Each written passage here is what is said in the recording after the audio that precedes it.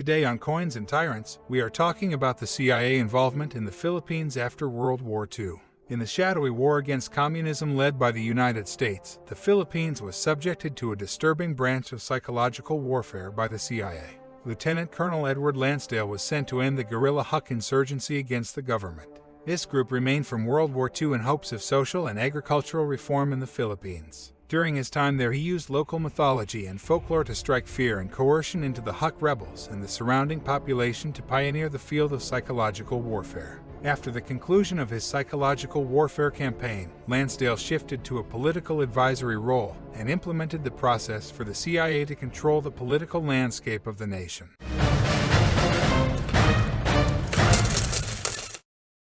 In 1906, the Philippines became a colony of the U.S. after the territory was relinquished by Spain following the American victory of the Spanish-American War and the subsequent victory in the Philippine-American War, where the Philippines attempted to gain independence. During World War II, the Imperial Japanese Army occupied the islands from 1942 to 1945. The Huk was formed in order to fend off the Japanese during their occupation.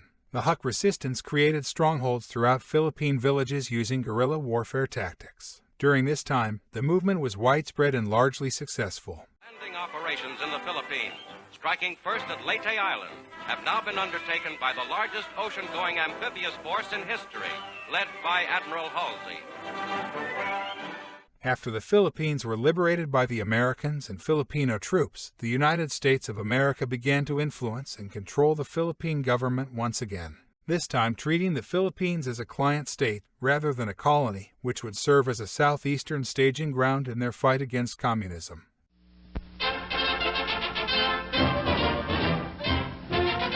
After 48 years of American sovereignty, the people of the Philippines assumed the status of an independent nation. The transfer is made on the 4th of July, a day full of significance for these Yanks.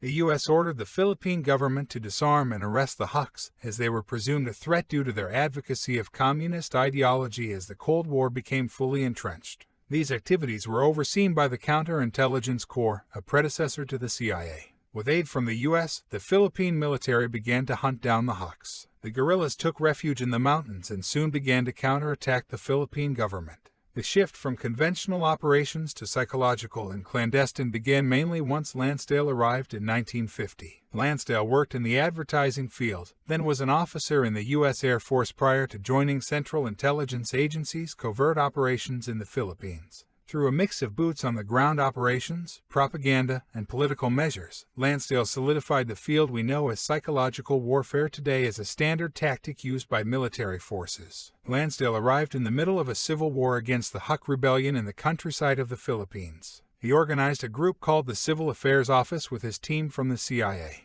This office was tasked with designing a strategy to bring down a popular guerrilla army when force was not enough. Lansdale organized his team to study the legends and folklore of the people in the surrounding countryside and try to use their beliefs against them. His first move was a rather simple one. His team waited for a cloudy day, flew over local villages with a loudspeaker attached, and projected curses in the native Tagalog language to the unaware villagers. These curses particularly were focused on those who continued to aid the Huk fighters with shelters and supplies. Due to this, Huk fighters in the targeted towns were starved out of their hiding places or revealed by superstitious locals. Another operation led by the Lansdale team was a more mysterious one. The group worked to identify Huk sympathizers that were providing any amount of support to the fighters. Once identified, the group would work through the night to paint strange eyes on adjacent walls to the target home. These eyes of God were meant to let the sympathizers know that some group knows of their actions, and kept the rest of the population wary to help the Huks. The mysterious presence of these malevolent eyes the next morning had a sharply sobering effect, said Lansdale. In studying the folklore of the region, Lansdale's team made a discovery of a creature that the locals believed to roam the hills known as the aswang. The aswang is comparable to a vampire-like creature that drinks its victim's blood. The Huks would often operate out of the surrounding wooded area of a town and attack government forces, so Lansdale sent a team to where they were operating in an attempt to replicate the aswang myth. In his memoir, Lansdale recounted how they would kidnap one Huk, puncture his neck with 2 holes, hang his body by the heels, drain him of blood, and dump the corpse on a trail that other Huks would pass by. When the Hucks discovered their dead comrade, they'd promptly pack up and relocate to a different hill. And surprisingly, the plan worked. Reports revealed that the townspeople who were once either indifferent or sympathetic to the Huck cause were undoubtedly terrified. Lansdale collaborated with local forces and other advisors on other measures to take in the region, which included propaganda films, sowing dissent among Huck supporters, and even dressing Philippine government forces as Huck fighters and harassing civilians. Lansdale also manipulated the political structure of the Philippines to fit the CIA plans for the nation. By befriending the former Defense Secretary, Ramon Magsaysay, he was able to convince Magsaysay to run for president of the country with the backing of the CIA. Magsaysay was essentially a puppet of Lansdale and the CIA, with reports of Lansdale even physically assaulting him if he did want to comply with their plans. The candidate of the CIA won in 1953, but not after meticulous meddling by the agency. They drugged his opponents, funneled large sums of money to the campaign through the National Movement for Free Elections, and even snuck in weapons to the country in case Magsaysay lost. Together with a combination of logistical and factional problems, the Hucks began to lose moral support in the areas they once held. With the psychological operation deemed successful, the search and destroy missions of the Army continued and intensified, until the majority of the Hucks laid down their arms in 1954 to accept a pardon. Lansdale, having built the foundations that Magsaysay's government was built on, effectively facilitated the puppeteering of the CIA in the Philippines for the latter half of the 20th century. The CIA wrote Magsaysay's speeches, his foreign and domestic policy, as well as fed him false reports on their policies' popularity with the Philippine people.